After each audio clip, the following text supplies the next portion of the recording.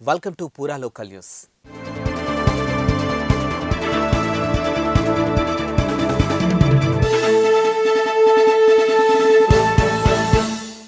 నీళ్లు నిధులు నియామకాలు అనేది తెలంగాణ ఉద్యమ ట్యాగ్లైన్. ఇక దానికి అనుగుణంగానే కేసీఆర్ పాలన సాగిందని మాజీ మంత్రి సింగిరెడ్డి నిరంజన్ రెడ్డి అన్నారు. ఇక తెలంగాణ భవన్లో ఆయన మీడియా సమావేశంతో మాట్లాడారు. శ్రీశైలం, నాగార్జున సాగర్ ఉమ్మడి రాష్ట్రాల ప్రాజెక్టులు వీటిని కేఆర్ఎంబీ పరిధిలోకి తేవడానికి 2015లో కేంద్ర ప్రభుత్వం ప్రయత్నించిందని, నీటి వాటా తేల్చేంత వరకు కేఆర్ఎంబీలో చేరడానికి కేసీఆర్ ససేమిరా అన్నారని, ఆనాటి ఏపీ సీఎం చంద్రబాబుకు ఎన్డీఏలో భాగస్వామ్యం ఉండడం వల్ల తెలంగాణకు అన్యాయం చేసే నిర్ణయాలు కొన్ని జరిగాయని పేర్కొన్నారు. ఇక సీలేరు కోల్పోవడానికి 7 మండలాలు ఏపీలో కలపడానికి కాంగ్రెస్, బీజేపీలే కారణమని, నీళ్లు నిధులు నియామకాలు అనేది తెలంగాణ ఉద్యమ ట్యాగ్లైన్ అని పేర్కొన్నారు. వాటికి అనుగుణంగానే కేసీఆర్ పాలన సాగిందని తెలియజేశారు. ఇక తెలంగాణ ప్రజల పరిరక్షణకు కేసీఆర్ రక్షణ కవచంలా నిలిచారని పేర్కొన్నారు. కాంగ్రెస్ నేతలు కేసీఆర్ను కేఆర్ఎంబీ విషయంలో విమర్శించడం ఓ వింత అని అన్నారు. ఇక కేఆర్ఎంబీ పరిధిలో ఉన్నటువంటి ఉమ్మడి ప్రాజెక్టును చేర్చకుండా 9.5 ఏళ్లు కేసీఆర్ ఆపగలిగారని ఆయన తెలిపారు. ఇక కేఆర్ఎంబీలో తెలంగాణ చేరిందని కేంద్ర సమావేశం మినిట్స్లో స్పష్టంగాను పేర్కొన్నారు. యాజమాన్యాన్ని కేంద్రం తన పరిధిలోకి తీసుకోవడం కోసం గతంలో ప్రతిపాదించినటువంటి ప్రతిపాదనల్ని కేఆర్ఎంబీ పరిధిలోకి ఈ ప్రాజెక్టులను తీసుకొని సంపూర్ణంగా నిర్వహించడానికి ఆనాడు 2015లోనే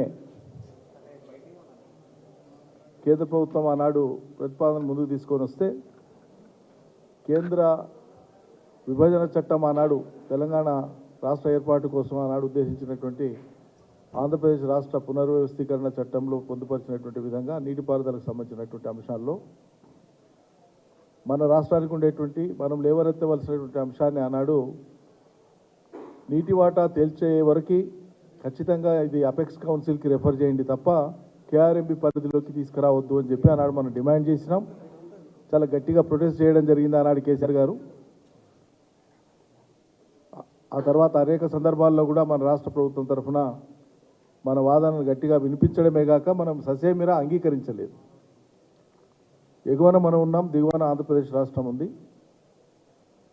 నీటి పంపకం 2 రాష్ట్రాల మధ్య సంపూర్ణంగా జరిగేదాకా కేంద్రం ఏదైతే అడాక్ బేసిస్ మీద వాళ్ళైతే నిష్పత్తిని ప్రతిపాదించి ఇచ్చినారో, తాత్కాలిక నిష్పత్తి మీద వాడకం, ఆ నిష్పత్తికి లోబడే ఆయా ప్రాజెక్టుల నీటి వాడకం జరుగుతూ ఉంది.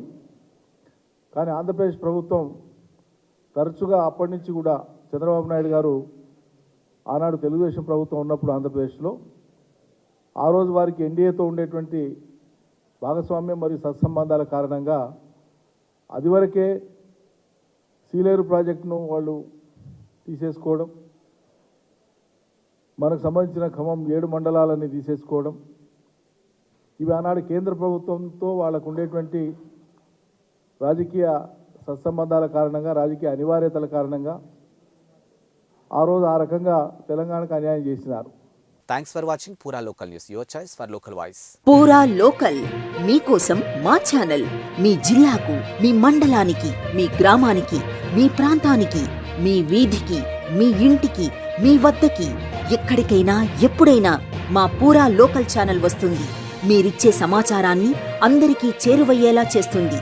మీ గొంతుకని ప్రతి ఒక్కరికి వినిపిస్తుంది. మీకు ఎల్లప్పుడూ అందుబాటులో ఉంటుంది మా పూరా local. Your choice for local voice. పూరా లోకల్.